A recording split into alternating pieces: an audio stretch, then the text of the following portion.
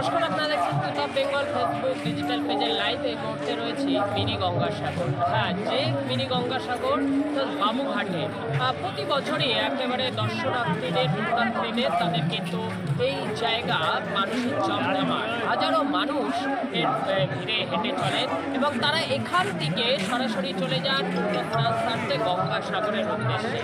কিন্তু তার আগে কোকিলমণি আশ্রম দর্শন করার আগে গঙ্গাসাগরের মেলা যাওয়ার আগে মিনি গঙ্গাসাগর বাবুঘাটে আসবেন না, এটা তো হতেই পারে না। যার ফলে এখানে আসেন, আর শুধু তাই নয়, এখানে এসে ট্রফি বাবার সাথে দেখা করবেন, কারণ তার কাছ থেকে আশীর্বাদ নিলেই যে পাওয়া যাবে ট্রফি, সেটাই কিন্তু একদমই তাই, যে তার সাথে দর্শন করলেই পাওয়া যাবে ট্রফি। আর সেই ট্রফি বাবার সাথে আশীর্বাদ দিয়ে চলে যাবেন অন্য স্নান সারতে গঙ্গাসাগর। তার আগে পশ্চিমবঙ্গ সরকারের তরফ থেকে এই বাবুঘাটে বিভিন্ন রকমভাবে সহযোগিতার হাত, ভিন রাজ্য থেকে বিভিন্ন জায়গা থেকে আসা পুণ্যার্থী এবং সাধু সন্তরা কোথায় থাকবেন তারও ব্যবস্থা করে থাকেন পশ্চিমবঙ্গ সরকারের মুখ্যমন্ত্রী মমতা বন্দ্যোপাধ্যায়। ঠিক তার পাশাপাশি তাদের মেডিকেলের ব্যবস্থা, তাদের অসুস্থ হয়ে পড়লে সেই ব্যবস্থা, ঠিক তার পাশাপাশি যদি কোনো রকম অগ্নিসংযোগ ঘটে তার ফলে ফায়ার ব্রিগেড তৎপর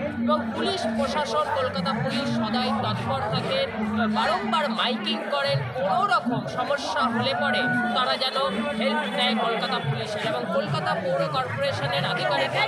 আগেও দেখছিলাম কলকাতা পৌর কর্পোরেশন একাধিক উচ্চপদস্থ আধিকারিক, তারা এই মেলা প্রাঙ্গণে তারা একেবারে হেঁটে ঘুরে বেরিয়ে তারা দেখছেন যেন কোনো পুণ্যার্থীদের যেন কোনো সমস্যা না হয়। তার পাশাপাশি কলকাতা পুলিশের ডগ স্কোয়াড টিম তারাও কিন্তু একেবারে হেঁটে চলেছেন যে যেন কোনো রকম যেন সমস্যা পুণ্যার্থীদের না হয়, সেই সহযোগিতা হাত বাড়িয়ে দিচ্ছে। যদি একটু কথা বলি, অর্থাৎ ট্রফি বাবা নামেই পরিচিত, কিন্তু মানুষ আসলেই পায়ে হাতে ট্রফি।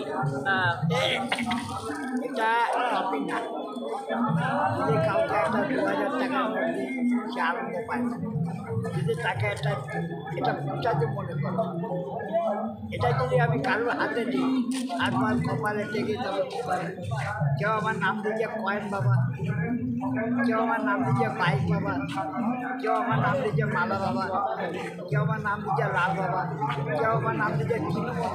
কেন তৃণমূল বাবা কেন? আজকে তৃণমূল বাবা কেন? আমি বাস্তব জিনিসটাকে তুলে দেবো, কেন এই মেলায় আমার হাতে চলছে। আগে আমরা চটের বস্তা, পেঁয়াজের বস্তা, আলুর বস্তা দিয়ে প্যান্ডেল করে এখানে ল্যাম্প জ্বালিয়ে, মোমবাতি জ্বালিয়ে এখানে আমরা ভক্তের দর্শনে আসতাম। মমতা বন্দ্যোপাধ্যায় আমাদের জন্য, আমাদের যে কষ্ট হয় মমতা বন্দ্যোপাধ্যায় বুঝতে পারে।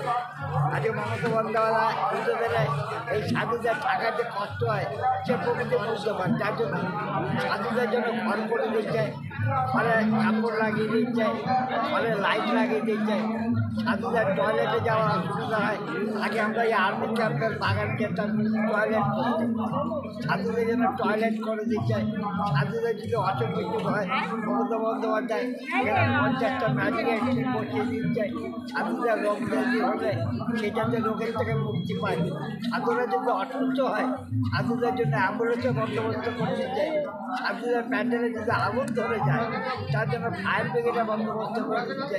এখানে যদি কোনো গণ্ডগোল বাঁধে প্রশাসনের বন্দোবস্ত করে দিচ্ছে। যার জন্য এখন সাধুদের কোনো অসুবিধা নেই, সাধুরা এখন জয় জয়কার। আগে সাধুরা আনন্দ পায়, যার জন্য যত দিন যাবে এই মেলা তত উন্নত হবে। এবার এই মমতা বন্দ্যোপাধ্যায়ের আশীর্বাদে এবার র্যালি বেরিয়েছিল, যা আমাদের পশ্চিমবাংলা বেরোয়নি।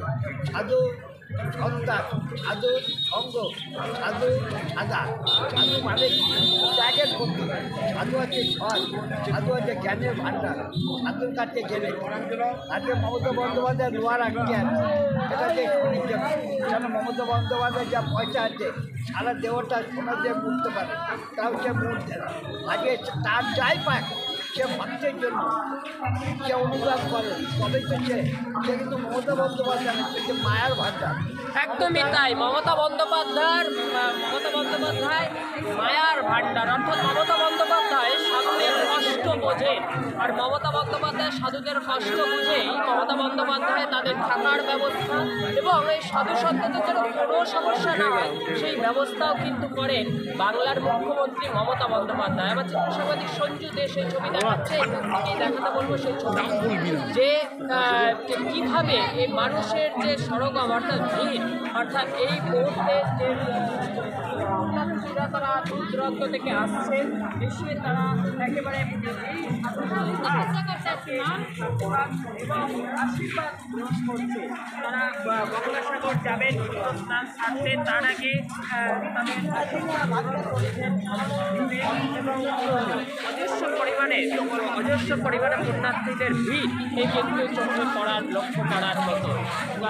বুঝতেই পারছেন সংক্রান্তি আর মাত্র হাতে গোনা 2-1টা দিন, তারপরে কিন্তু সংক্রান্তির আগে উপচে পড়া ভিড় গঙ্গাসাগর যাওয়ার আগে মিনি গঙ্গাসাগর যেটা বাবুঘাট। প্রতি মুহূর্তে খবরের আপডেট পেতে অবশ্যই নজর রাখুন টুথ অফ বেঙ্গল ফেসবুক পেজের লাইভে।